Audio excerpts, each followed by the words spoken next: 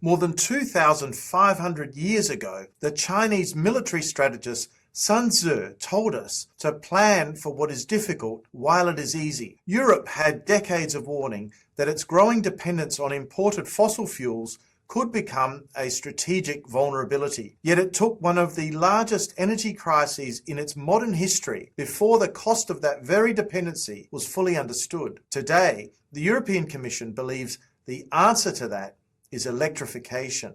But is Europe solving one strategic dependency or simply replacing it with another? Let's find out.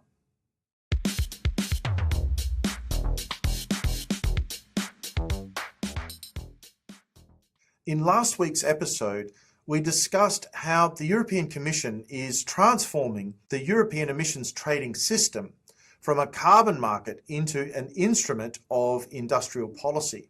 Today, I'd like to look at the other half of that package, and that is the new Electrification Action Plan. The European Commission's ambition is quite remarkable. Electricity currently supplies about 23% of Europe's total final energy demand. By the year 2040, the goal is to raise that figure to 46%, effectively doubling electrification across transport, buildings, and industry. But the most interesting question isn't what Europe wants to do, it's actually why. The European Commission begins with a fairly blunt observation. More than half of the EU's energy consumption still depends on imported fossil fuels. Every geopolitical crisis, therefore, becomes an economic crisis. The commencement of the Russia-Ukraine conflict demonstrated that reality in 2022. The conflict now in West Asia or the Middle East has reinforced it again. According to the Commission, Europe has already spent more than 50 billion euros in additional fossil fuel imports since the latest West Asian or Middle Eastern conflict began, while higher energy prices have fueled inflation and also pushed interest rates higher. However, Europe's concern about energy dependence did not appear overnight.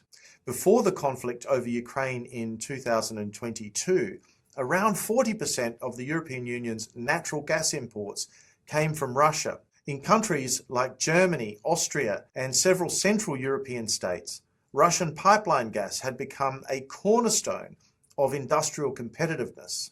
That dependence was the product of decades of policy choices. Russian gas was abundant, relatively inexpensive, and was delivered through pipelines that many Europeans had assumed would remain reliable. But as mentioned at the top of the video, the ancient Chinese strategist Sun Tzu once told us to plan for what is difficult while it is easy. Looking back, Europe certainly had plenty of warning.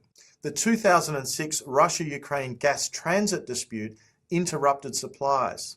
The Maidan Revolution and the Ukrainian internal conflict that began in 2014 raised further questions about dependence on gas from Russia. One could then say that the 2006 gas transit crisis was a warning. When the 2022 Ukraine conflict finally broke out, the assumption of stable supplies was shattered altogether. Pipeline supplies from Russia were progressively disrupted by sanctions and the deterioration of relations between the European Union and Ukraine on one side and Russia on the other. Energy prices surged and Europe experienced one of the largest energy shocks in its post-war history. In my opinion, much of today's Electrification Action Plan can be understood as a direct response to that particular experience. Now, times have changed. Europe imports oil and refined oil products from countries including the United States, India, Norway, Kazakhstan, Iraq, Libya, the United Arab Emirates, and also Saudi Arabia. Its pipeline gas now comes largely from Norway, Algeria, and Azerbaijan, while its liquefied natural gas increasingly arrives from the United States, Qatar, and even Australia. Coal still comes from suppliers like Australia and the United States. Each of those supply chains depends on geopolitics, shipping lanes, and international markets that Europe cannot control. All of that means that Europe's prosperity remains linked to events frequently occurring tens of thousands of kilometers away. As an energy source, electricity is different. Once the generation capacity has been built, much of the energy can come from resources that Europe already possesses, like wind, like solar, like hydroelectricity, and perhaps even nuclear. Even where uranium is imported, the quantity required compared to fossil fuels is actually quite small, and the fuel itself can also be stockpiled for years.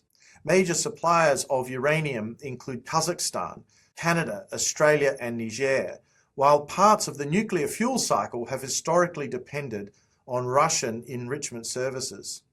Interestingly, despite the sanctions imposed after the Ukraine conflict broke out, the European Union has largely avoided sanctioning Russia's civil nuclear energy sector. That reflects the reality that several member states continue to depend on Russian nuclear technology, or in fact its fuel services. Electrification therefore reduces some strategic dependencies while leaving others largely intact. From the Commission's perspective, that is as much an energy security policy as it is a climate policy. If Europe achieves its target, the Commission estimates fossil fuel imports could fall by around 260 billion euros every year by the year 2040. Electrification undoubtedly reduces Europe's dependence on imported fossil fuels, but that does not mean that dependence disappears altogether. It changes. Of course, electrification also has its limits. Low temperature heat can often be supplied using heat pumps. Passenger vehicles are increasingly moving toward battery electric technologies. However, aviation remains very difficult. Trucking is a challenge. Long-distance shipping remains very difficult. Some heavy industrial processes are difficult, if not impossible, to electrify. Electrification is therefore a very large part of decarbonisation, but by no means all of it. Ironically, the biggest obstacle could in fact be European electricity itself. European electricity prices remain significantly higher than those faced by competitor countries like the United States and also China. If electricity remains expensive, firms have little incentive to replace fossil fuel equipment that already works. The European Commission therefore proposes measures extending well beyond clean energy generation. It wants cheaper electricity bills, faster grid expansion, new market rules, financial support for electrification technologies, and stronger investment in European manufacturing of electric technologies. In other words, Europe recognises that simply building renewable generation isn't enough. People and businesses actually have to switch, and in most cases, they need to do that voluntarily. This is where the Electrification Action Plan connects directly with the emissions trading system reforms that we discussed last week. The carbon market increases the cost of fossil fuels. The Electrification Action Plan lowers the barriers to using electricity instead. Together, they create both the incentive and the infrastructure for industrial transformation. That is a much more comprehensive strategy than carbon pricing alone. Every energy transition creates new supply chains. Electrification reduces dependence on oil and gas exporters, but at the same time it increases dependence on manufacturers of technologies that make electrification possible. Today, China dominates global manufacturing of solar photovoltaic panels, battery cells, many processed critical minerals, and a large share of electric vehicle production. Europe therefore risks exchanging one strategic dependence for another. The Commission seems to be fully aware of this. Much of its industrial strategy is designed not only to electrify Europe, but also to rebuild European manufacturing capability in batteries, renewable technologies, and strategic supply chains. In other words, the objective is not simply electrification, it is strategic autonomy. But will the strategy work? Only time will tell. For years, European climate policy was largely presented as an environmental agenda. Reading these new documents, including the Electrification Action Plan, I think that framing is becoming increasingly incomplete. The Commission now speaks just as much about competitiveness, resilience, industrial leadership, and strategic autonomy. Climate policy is becoming industrial policy, and electrification is becoming one of Europe's principal geopolitical strategies. Whether the plan succeeds will depend not only on building more clean electricity, but also on making that electricity affordable enough so that households and industries actually choose to use it. That may well prove to be one of Europe's biggest economic challenges over the next decade. The real question is therefore not whether Europe should reduce its dependence on imported fossil fuels. Most people would agree that it should. Perhaps that is the real lesson of Sun Tzu's advice. Solving today's strategic problem is only part of the challenge. The harder task is recognizing tomorrow's dependency before it actually becomes the next crisis.